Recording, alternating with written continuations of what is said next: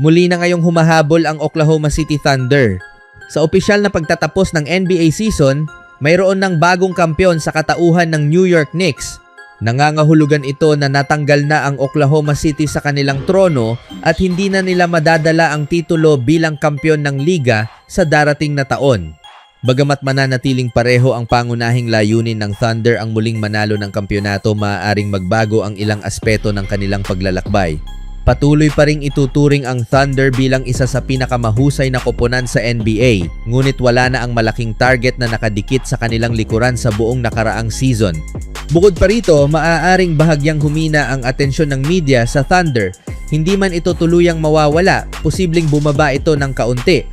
Habang nasa ilalim sila ng matinding pagsisiyasat, maraming dahilan ang natagpuan ng media upang batikusin ng Oklahoma City mga bagay na marahil ay hindi mangyayari kung hindi sila naging kampiyon.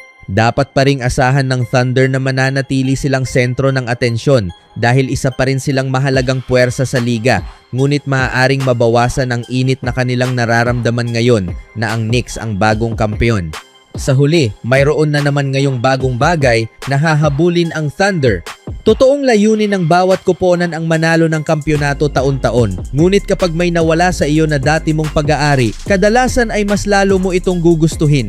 Matapos mapatalsik sa trono, alam na ngayon ng Thunder kung ano ang pakiramdam ng nasa tuktok at mas nanaisin nilang maranasan itong muli kaysa dati. Sa katapusan ng bawat season, iisang koponan lamang ang tunay na nagtatagumpay, ang koponang nagbubuhat ng tropeo. Nais muling maramdaman ng Thunder ang tagumpay na iyon at kakailanganin nilang patunayan sa lahat na kaya nila itong maabot muli. Sa ibang balita naman, papasok ang San Antonio Spurs sa off-season na may mabigat na katotohanang kailangang harapin. Opisyal nang magsisimula sa susunod na buwan ang 4 na taong kontrata ni De'Aaron Fox na nagkakahalaga ng $228.6 million at ito ay kasunod agad ng pinakamahinang playoff series ng kanyang karera. Ang kontrata ay magbabayad kay Fox ng $51 million sa 2026-27 season, $55.1 million sa 2027-28, $59.2 million sa 2028-29 at $63.3 million sa 2029-30. Ang mga halagang ito ay nagdadala ng napakalaking inaasahan para sa veteranong guard.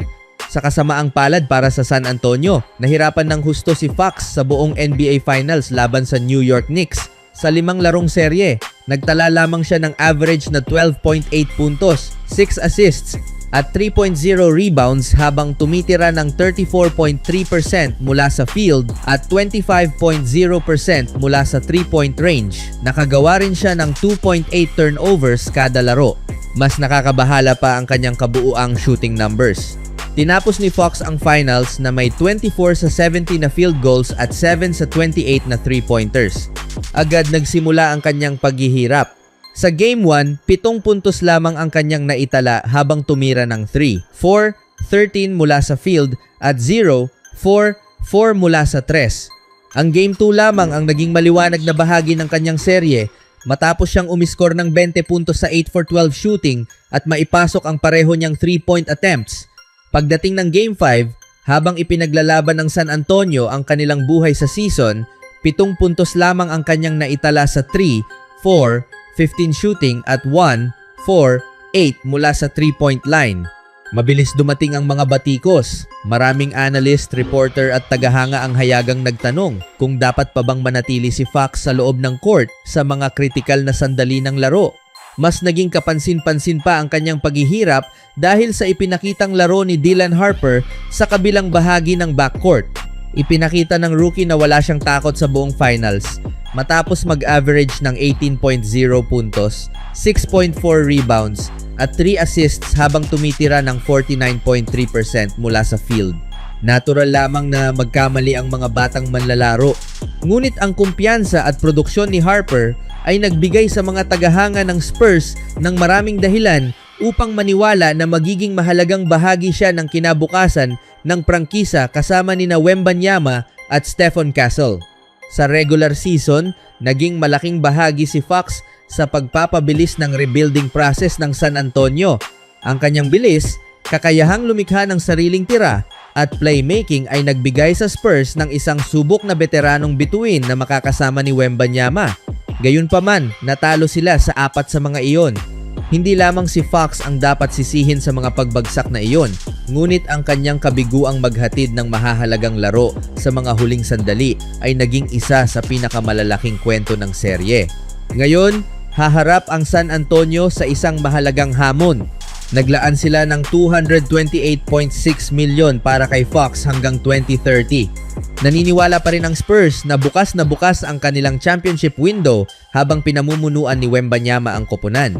Ngunit matapos ang ipinakitang performance ni Fox sa finals, walang duda na papasok siya sa susunod na season na may mas mabigat na pressure kaysa sa inaasahan ng sino man noong pinirmahan niya ang extension na iyon. Samantala, nangako si Wembanyama sa sarili at sa Spurs, ito na ang ika-4 na pagkakataon sa seryeng ito na sinayang ng Spurs ang isang double-digit na kalamangan laban sa Knicks na nagpapakita ng maraming kahinaan sa batang koponan ng San Antonio.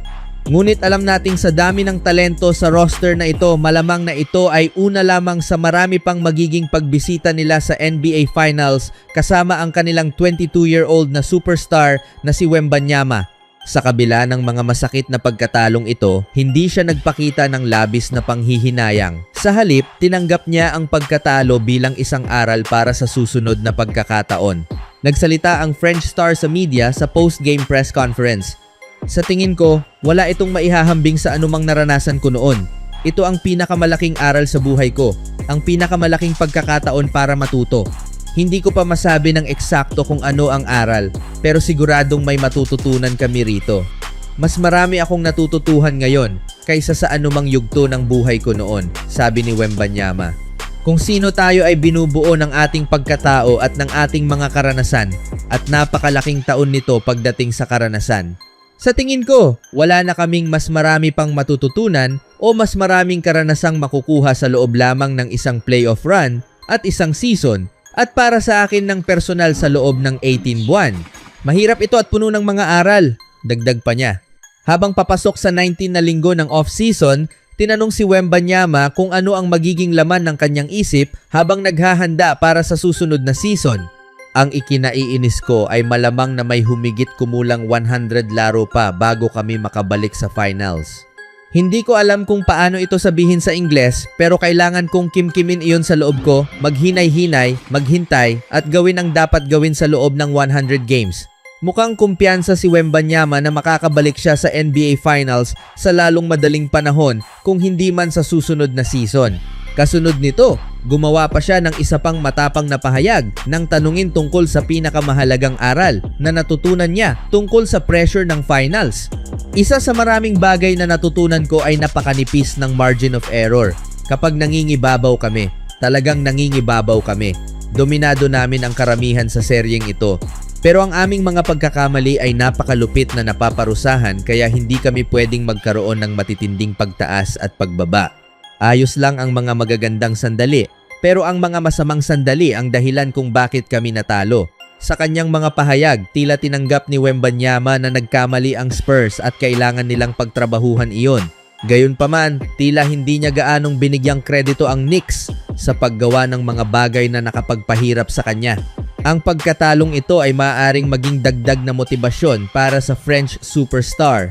Malaki ang posibilidad na makita pa natin si Wembanyama sa NBA Finals sa maraming susunod na taon, kaya magiging kawili-wiling panoorin kung paano siya babawi mula sa unang malaking pagkatalo ng kanyang karera sa Finals. Anong masasabi niyo sa Spurs at kay Wemby, mga kaibigan?